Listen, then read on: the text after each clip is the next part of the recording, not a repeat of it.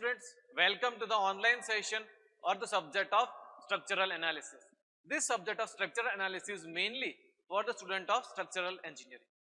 Basically, in design of any kind of a structure, first of all, analysis is required to be done. If the analysis of the structure is done properly, then the design of the structure can be done properly.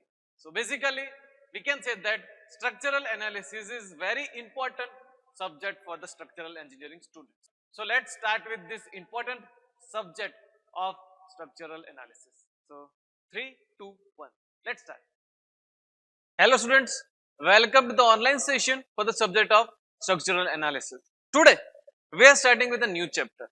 The name of the chapter is, you can see over here, that direct and bending stress. Okay, this is the first session for the new chapter. Okay, so let's start with our session. Basically, the content that we are going to discuss is introduction, the stresses, then combined stresses we are also going to discuss, then combined bending and direct stress of a stocky strut we are going to discuss that, and after that the definitions we are going to discuss over here. Okay, so let's start with today's session. So first of all, let's discuss this introduction. So whenever a body is subjected to any kind of an axial tension or compression, the direct stress come into the action. We can say that direct stress will come into the play at every section of our body. Whenever a structure is under any kind of a tension or a compression which is having an axial property, then the direct stress will come into an action. We also know that whenever a body is subjected to bending moment, a bending moment is nothing but that will be causing the bending stress onto the body. So whenever a bending stress, we can say that a bending moment is acting on a structure, at that time the bending stress will come into an action. Okay, a later consideration will show that since both this stress acts normal to the cross section, therefore the two stresses may be algebraically added so that we can get the resultant stresses. Whatever this stress that we are getting, if we will be adding them algebraically, then we will be getting the resultant stress. Okay. After that, let's discuss the stress. So every material is elastic in nature. That is why whenever some external force is acting onto a body, it will undergo deformation. Okay. Considering the elastic properties, whenever the structure will be under a load, it will be having some deformation. But if it is in elastic limit, after we can say that after the load is undergone, means after the load is being removed, at that time the structure will try to come under its original state, means it will be leaving the deformation. Okay. As the bodies undergo the deformation, its molecule set up some resistance to the deformation.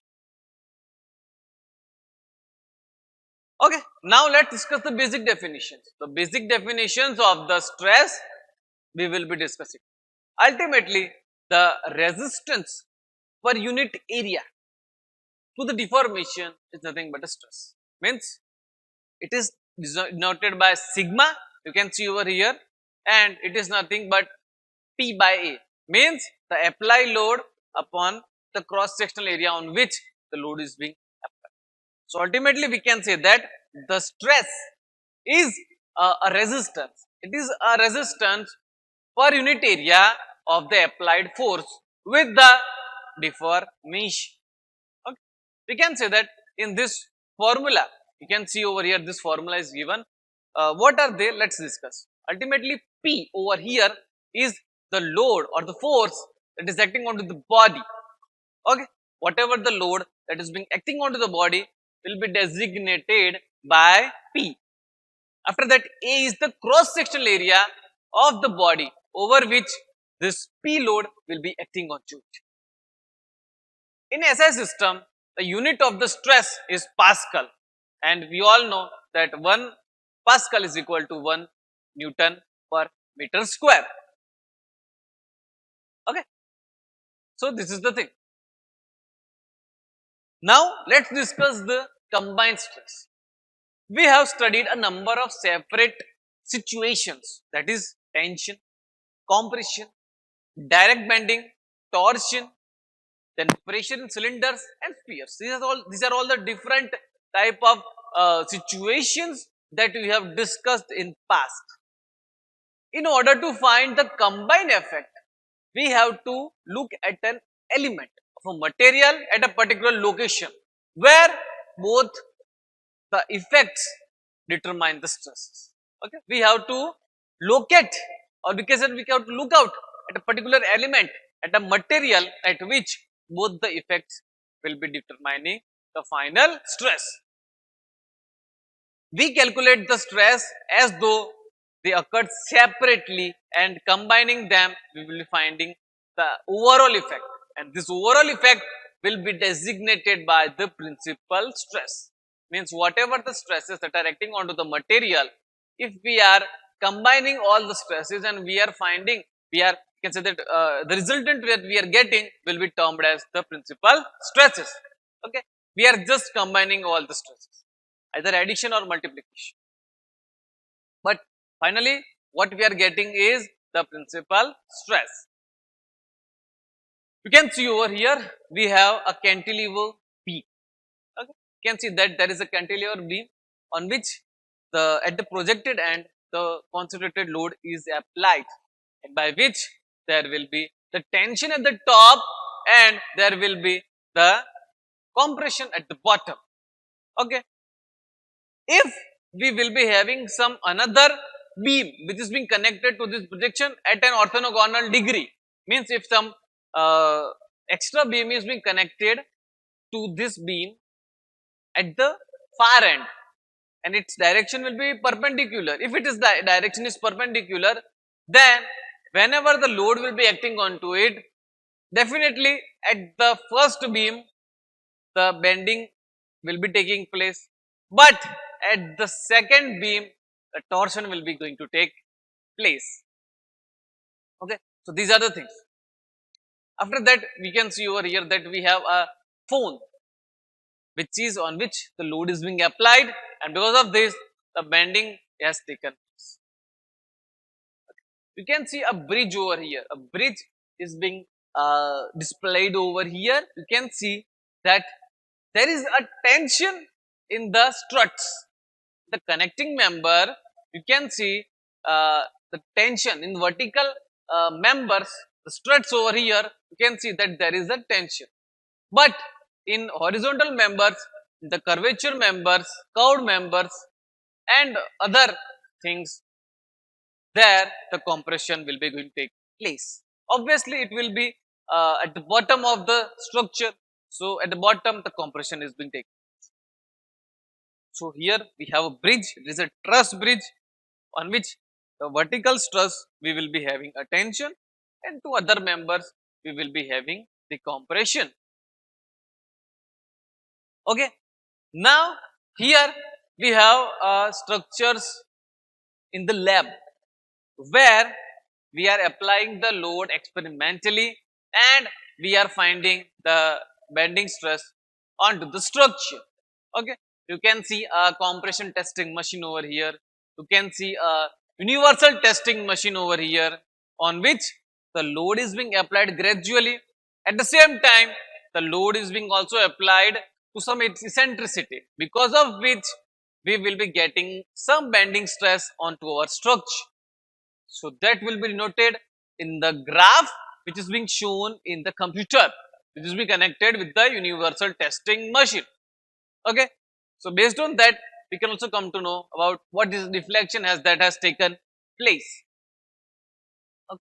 So, these are all the equipments that are there in the laboratories while we are performing the experiments on the direct and the bending stress. Okay. Now, combined bending and direct on the stocky strut. So consider a short column. We can see that there we have considered a short column like this over here of a rectangular cross section. Okay, in the previous slide, in the next slide, sorry, I have make you see that figure. The column carries an axial compressive load of P together with the bending moment M. You can see over here. There is at the section at the second member, you can see that there is a P, that is the compressive force P, and at the moment M, that is being also taking place at that point only. Okay, so yes, the compressive load P together with the moment M is being acting onto the structure. At some section, at we can say that about the centroidal axis X.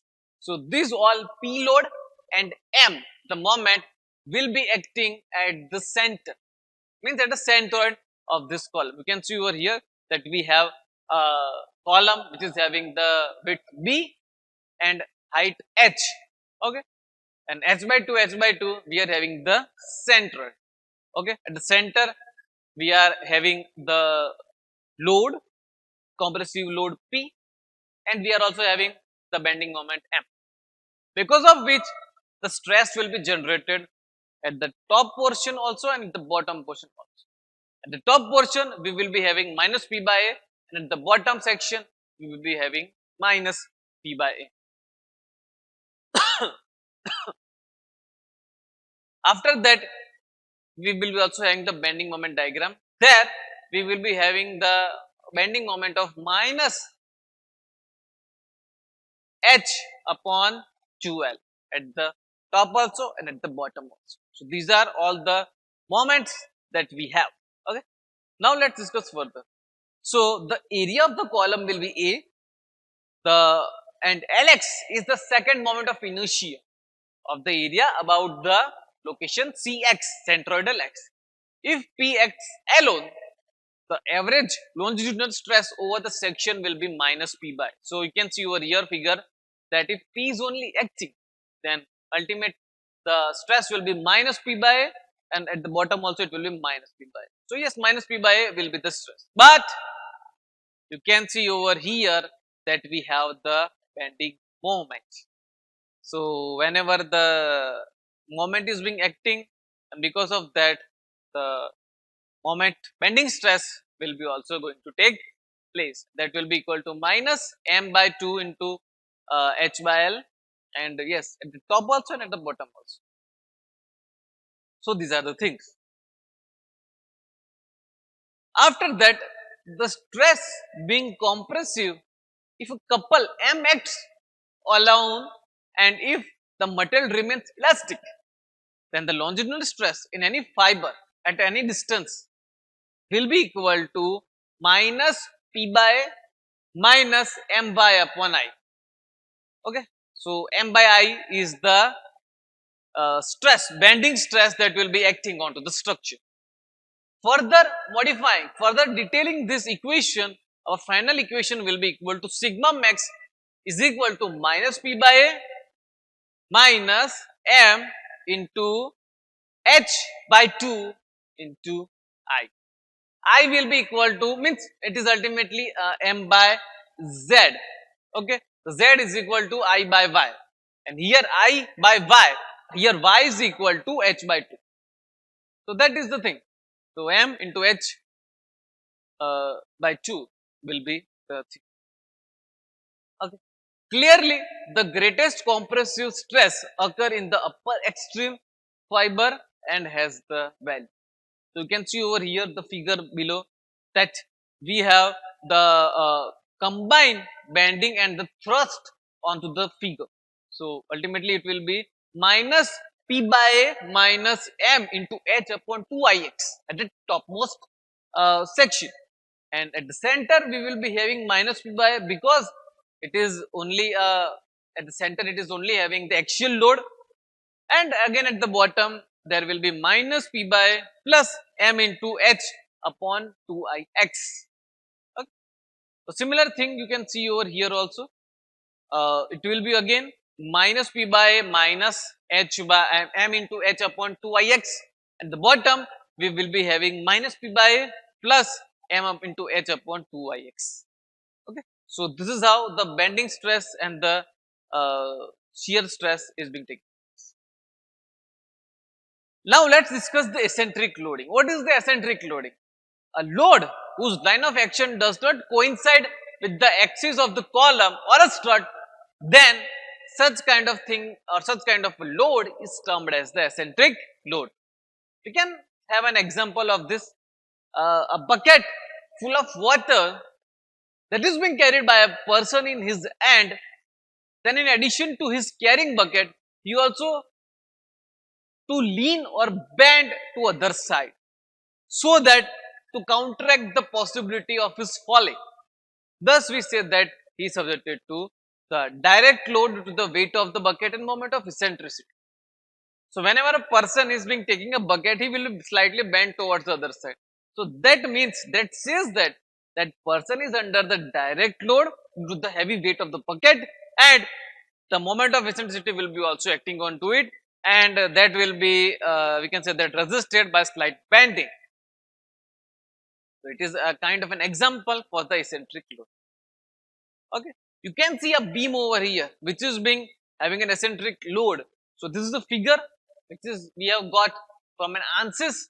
There you can see the stresses at the different sections, at different locations.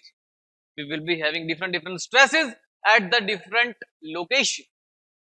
So the red one is the highest one, and slowly it will be reducing. So yes, this is how the bending stress is being taking place in a beam. Okay. So we are keeping up to this only. Thank you for attending the session. See you in the next session. So here we are ending our session. Hope you have liked the session. We have discussed each and every topic in brief and also in detail. We have discussed each and every topic's practical application also. So thank you for attending the session, and if you have any kind of a doubt, if you have any kind of a query, then you can send me your doubts and queries in mail. My mail is in my YouTube channel. Do check into my YouTube channel, like it, share it, and again thank you for attending this session. See you in the next session. Thank you.